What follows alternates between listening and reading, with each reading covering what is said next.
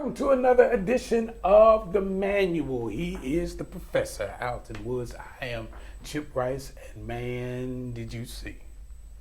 Did see that grown man. I believe it's number 18. Justin Jefferson put on a show. Yes, he did. In the fourth quarter and overtime. That was ridiculous. So I thought it was interesting. We were watching the Minnesota Vikings and the Buffalo Bills play yesterday, and they showed Justin Jefferson in the first half. He had 86 yards and I think 1 or 2 touchdowns. I forgot what it was. In the second half, going into the fourth quarter, he had 1 catch for 19 yards, nothing. And they were just saying how they've clamped him down in the second half. Listen, what they should have done was kept clamping that man. they should have hijacked him and put him in a van and took him away. If you happen to watch the skill, the athletic ability that he put on, that was probably one of the most amazing catches I've ever seen for 2 reasons. One, that the defender had a pick. It was a pick. Had both hands on it. Both hands. He had on one it. hand. That man put one hand on it, and when you see him land, he's coming down. I'm like, why doesn't the ball hit the ground? Scoops it and puts it on his side. It was 4th and 20 something. I think. Yes, it was a long time. Yeah, something like that. Yeah. You know, long this is for the game. If you miss this 4th down, game is over. Game over. It's like, wow. And the crazy part is, he's so good, he overshadowed another dog, Stephon Diggs. Diggs had a sick catch in that game too. Yes, he did. Yes, he did. I'm trying to pull up the. It was pretty much amazing to watch them play on yesterday, and the way that game unfolded for Cousins not to get into the end zone, like inches from in the end zone. You didn't even get in there. No. You didn't get in on 4th down, and then for them to fumble the snap in the end zone. That was a crazy game yesterday. So this might be the first time we're not talking about, and I'm talking about Diggs, talking about the guy who had 12 catches for 128 yards. That's what Diggs did yesterday. We're talking about the other guy. We're talking about the other guy. 10 for 193 and a touchdown. And the other guy's catching balls from Kirk Cousins. Shout out to Kirk Cousins.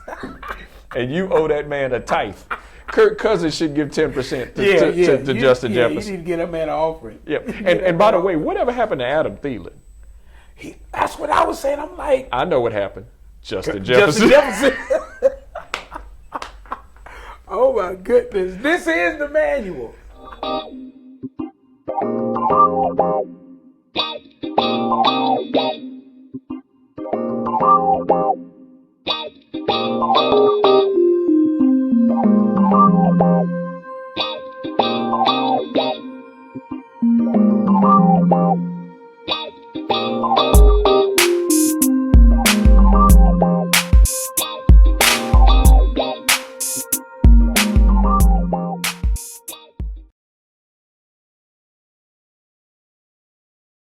So we're having a conversation today, and we started stemming it around decisions that people make, and we got on the subject of choices. Which is really, really, really interesting, because everybody has one. Yes. From the time you are born to the time that you die, everybody has choices. That's right. Some of your choices are infringed upon based on the situation. So Correct. You have a baby who has choices, but is not cognizant of all the choices Absolutely. that they have. Absolutely. And so somebody is making decisions for On them. behalf of them. That's right. You know, you have as you grow up in child, and if you notice that the older you get, the more significant your choices become. Correct.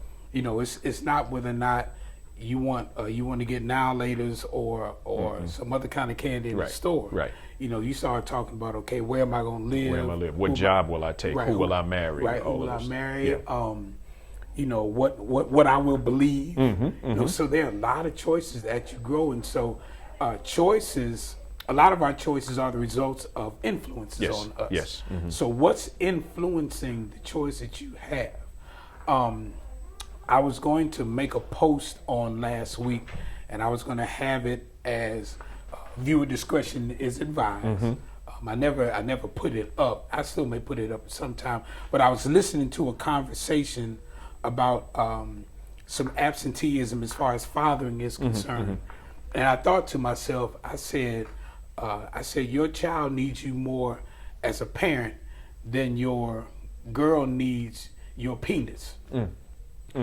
And we got it backwards in a lot of cases. Right. It was like we think the girl, wants us, and that the sex is the highlight of the relationship, and you're missing the opportunity to impact the child because we're making the wrong choice. Right.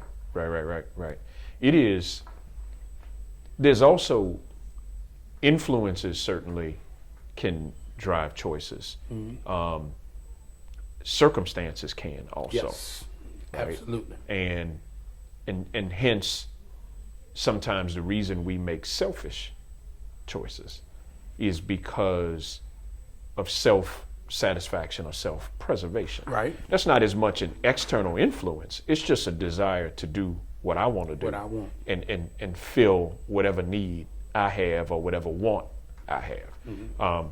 And so I think to that end, and I will kind of build on your post.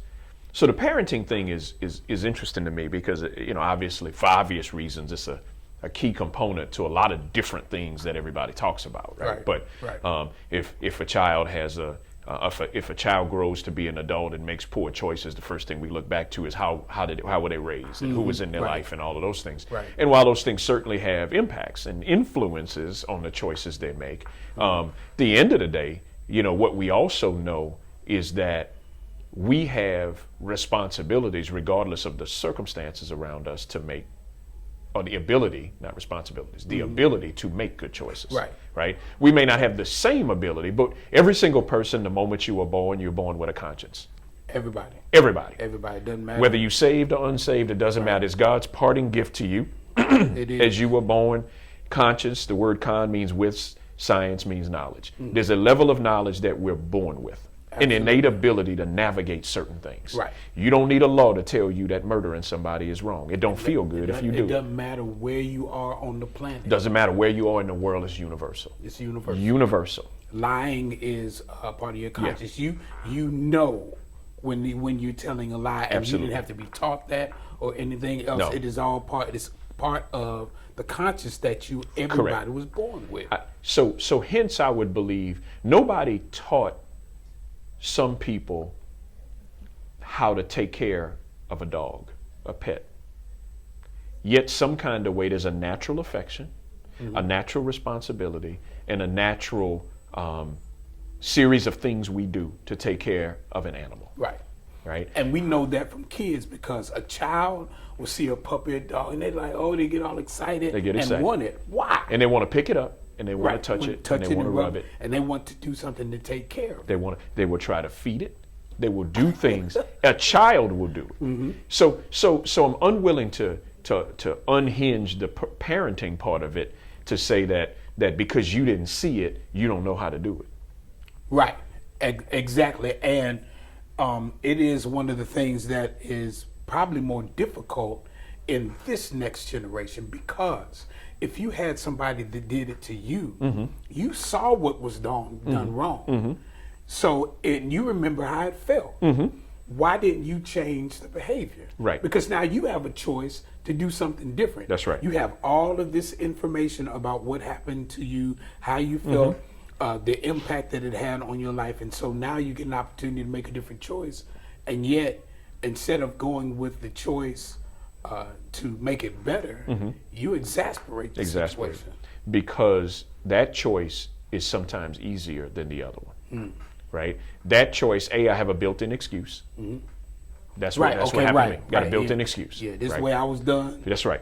Number two is choosing, in this case, to be a good parent. I mean, you can take this conversation and put it almost in any scenario, but choosing to be a good parent takes work, takes money, takes self-denial and sacrifice and all of those things that come along with it. And so if you're going to do it and do it well, you give up yourself in many cases to do it. Right. Right. And so when we don't want to make that choice, we choose otherwise, and then we fall back on the excuses, built-in excuses that sometimes exist. Right. I've been on both sides of the coin. When my daughter was born, it was kind of that, you play that game to now, is that really my baby? Play all of a sudden, we didn't really have, what's the thing that they go to see the paternity court? Oh, yeah. All that other stuff, Jerry Springer, all Springer that. and all Yeah. So, but was just not a present parent. It was more of, okay, if you call me and something's needed, you had her having to tell me, why don't you come see your, your daughter? Okay, we're obligated. That. So everything was reactive. Correct. Nothing was proactive. Right. Which salvation really made a difference in my life because I began to understand that you have a responsibility to anything that's been birthed out of you. That's right. And so I had to learn how to be a better parent. Thank God for the patience of my daughter's mother, and then for my wife, who helped me to understand that, this is what you need to do in this whole process. And so I learned how to be responsible. I learned that she needed to be protected. She needed to be provided for. She needed my wisdom. She needed my covering and everything else. And so I just started making different choices. Those choices required effort.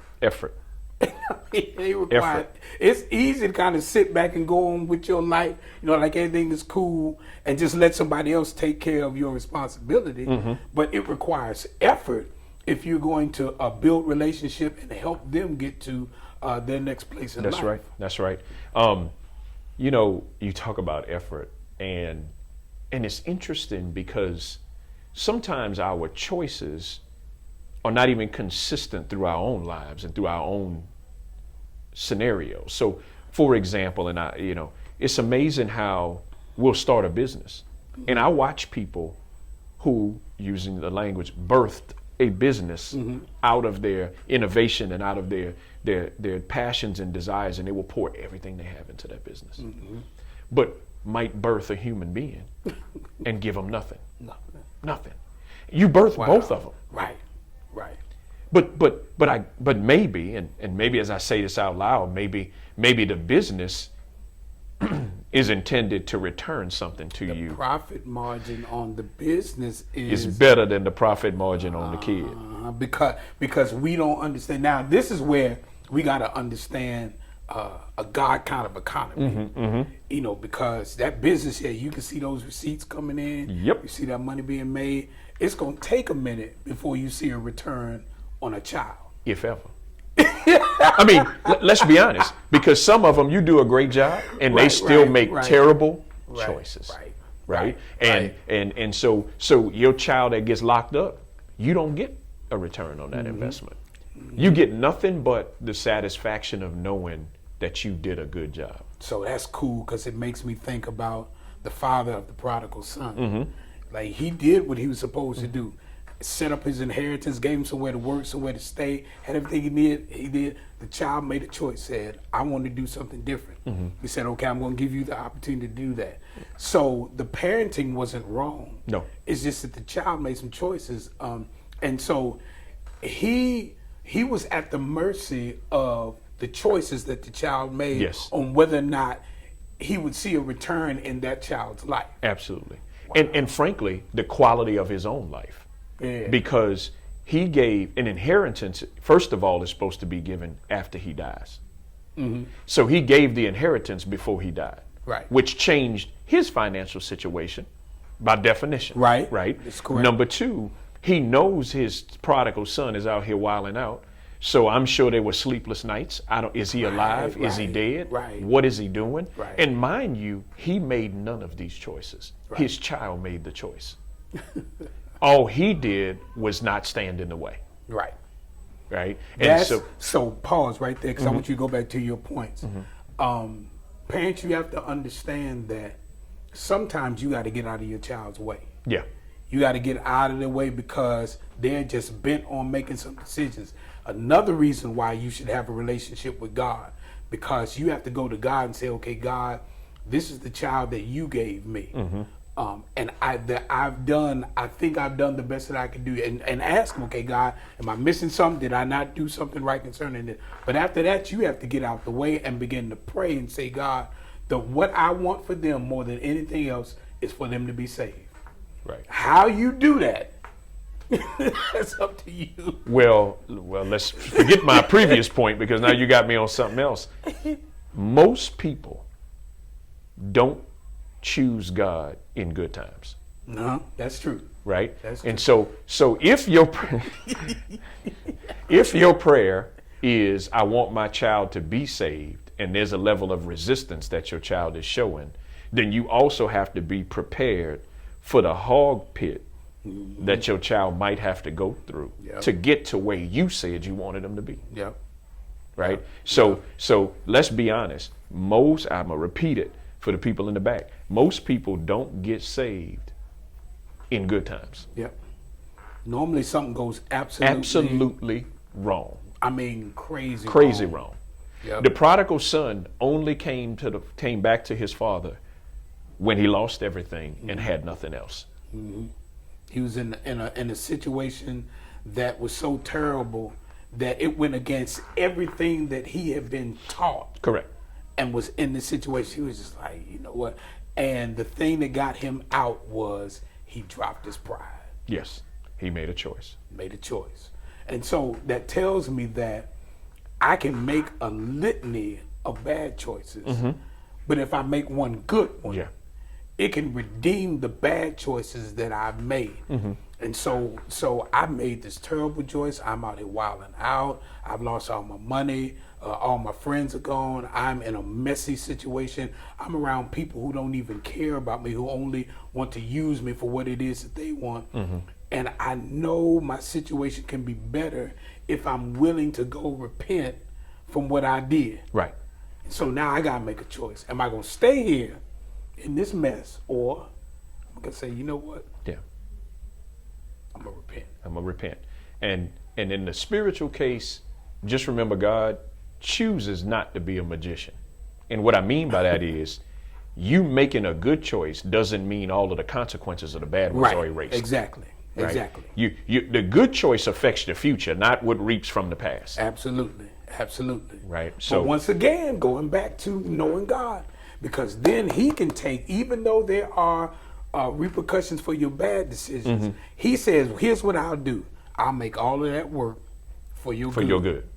I can make it work out. And so now we're on the good side of this thing now. We've made a lot of, I have to speak for you. No, you can say we. You can say we. We can say we. Made a lot of bad choices. Yes. Some having a lot of repercussions to it. Mm-hmm. But being on the other side of it now, I'm in the mode of making good choices, mm-hmm. of making better choices, of seeing, okay, did that before, saw what that could turn into. And when you get into that mode, life just becomes different. Everything mm-hmm. is not drama. Mm-hmm. Some of y'all got all this drama because you've made the mistake before, but you keep doing the same thing. Keep making the same choice over and over and over again. The same choice. Like, you got to get off of that wheel, hamster. Right. You know, and start and you can do it. There is no such thing as, no, I can't. Yes, you can. Yes, you absolutely can. So, we're admonishing, especially men, because our choices are so far-reaching, man. Yes. It's not that, once again, we're not degrading, belittling women in any way, but because the authority that a man has, when a man makes a choice, it has such an impact on so many different areas. That's why it's important, man. So, I would just say that we have to start analyzing our choices. Mm-hmm. We can't keep blaming other people for what's happened as far as we're concerned, because we have the ability to make a different choice. Absolutely. Find the right people. Get around the right people who are making better choices, so you can see what it looks like. And seek whatever counsel you can, qualified counsel, mm-hmm. to understand why you're making bad choices. Because there's often a why. There's an unresolved issue, a void, a hole. There's something in there that you're trying to appease and satisfy, mm-hmm. that leads you to bad choices. And so maybe you can make the decision point easier if you deal with the root of it. Absolutely, absolutely. Because then I know, and once I know, I can say, okay, I can start making different decisions because I understand what is driving me to this in the first place. That's right. All right, so keep analyzing your choices. Yep. If you really, really are serious, ask somebody else who is an invested yet objective. That's the word I'm looking for. Party in the choices that you're making, and be honest with yourself. That's right. It'll take you in a great direction when you start making good, better choices. That's right. It's been another edition of the Manual. Please check us online at YouTube, Facebook, Twitter, and Instagram. We love to get your comments and your thoughts concerning the shows, and like and share. Put us out there. We're just trying to help men be better. For the Professor Alton Woods, I'm Chip Wrights, and y'all have a great day.